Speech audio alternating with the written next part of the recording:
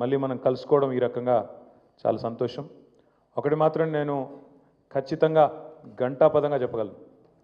మేము గత సంవత్సర కాలంగా ఈ కాంగ్రెస్ ప్రభుత్వం యొక్క పనితీరు దగ్గర నుండి చూస్తూ ఉన్నాం. కాంగ్రెస్ శాసనసభ్యులు, కాంగ్రెస్ ప్రభుత్వంలో ఇవాళ మున్సిపాలిటీల పరిస్థితులు, గ్రామ పంచాయతీల పరిస్థితులు కూడా దగ్గర నుండి చూస్తూ ఉన్నాం. ఒకటి మాత్రం ఘంటాపదంగా చెప్పగలను.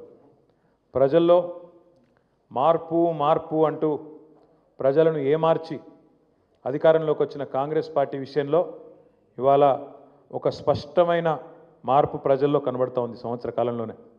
నిన్న మీరు చూసినట్టయితే గ్రామ సభల పేరిట రాష్ట్రంలో పెద్ద ఎత్తున అన్ని గ్రామాల్లో అధికారుల సమక్షంలో గ్రామ సభలు జరిగినాయి. మంత్రులు పోలేదు, శాసనసభ్యులు కూడా చాలా చోట్ల పోలేదు.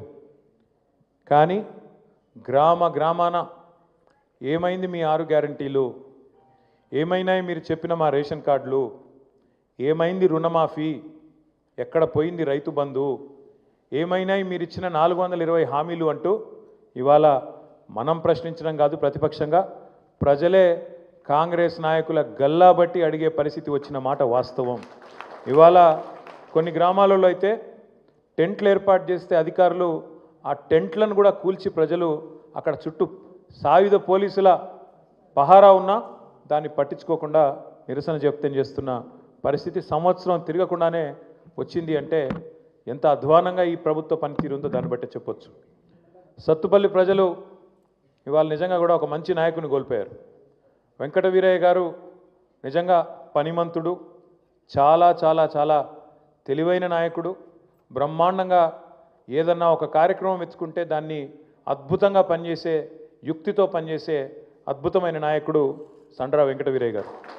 అట్లాంటి నాయకుడిని కోల్పోవడం అనేది నిజంగా కూడా సత్తుపల్లి ప్రజల దురదృష్టం అని చెప్పాలి.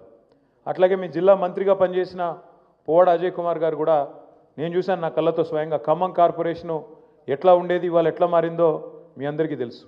ఇట్లాంటి మంచి నాయకులని ఇవాళ కోల్పోయి ప్రజలు కూడా సంవత్సర కాలం తర్వాత బాధపడుతున్నారు. నిజంగా కూడా అయ్యో ఎంత పని అయిపోయింది అని చెప్పి మదనపడే పరిస్థితి కూడా వచ్చింది. కాబట్టి మనం ఏమీ ఎక్కువ ఆలోచించాల్సిన పని కానీ ఎక్కువ కంగారు పడాల్సిన పని కానీ లేదు.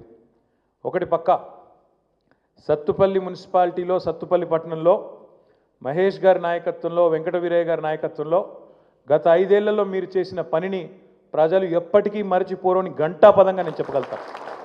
ఎందుకంటే మనం అన్ని పనులు చేసినాం. ఒకప్పుడు నేను 2009లో కూడా ఎమ్మెల్యేగా ఉన్నాను.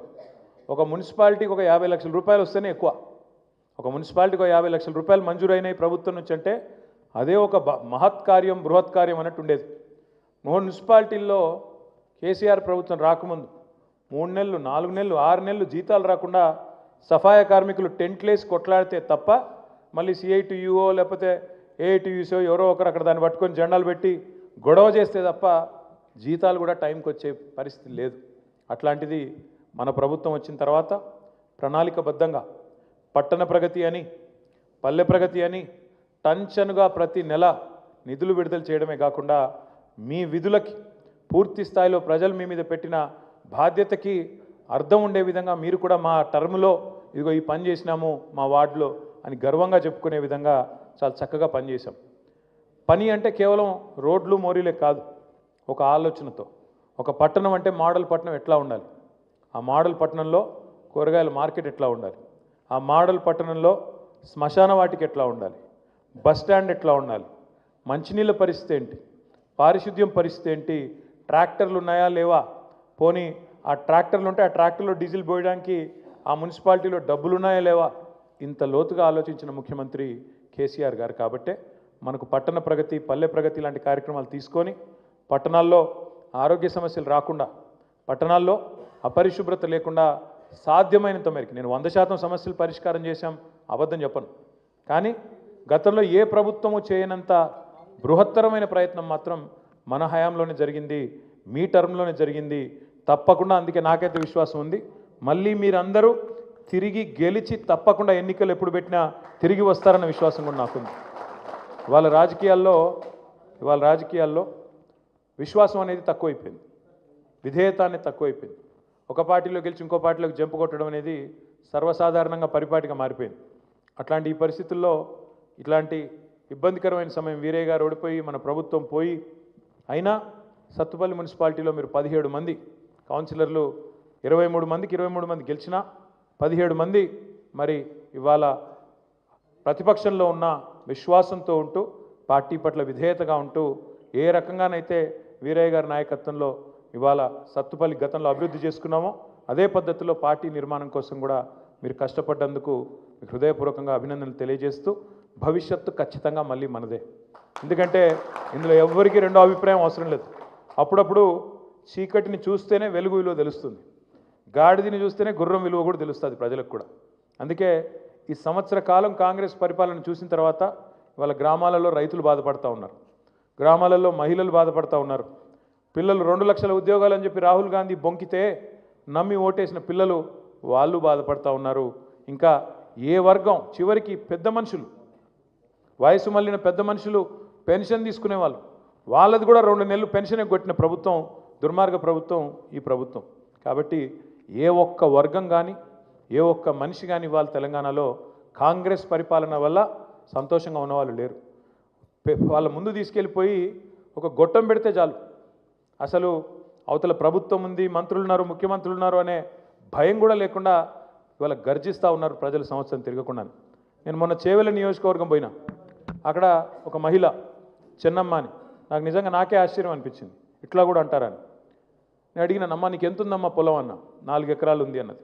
రుణమాఫీ అయ్యిందా అని అడిగా, 54,000 ఉందండి కాలేదు అన్నది. మరి రైతు బంధు పడిందా అన్న, రాలేదు. తులం బంగారం వచ్చిందా, రాలేదు. 2,500 వచ్చినాయా, రాలేదు. ఏం చేద్దాం మరి అన్న.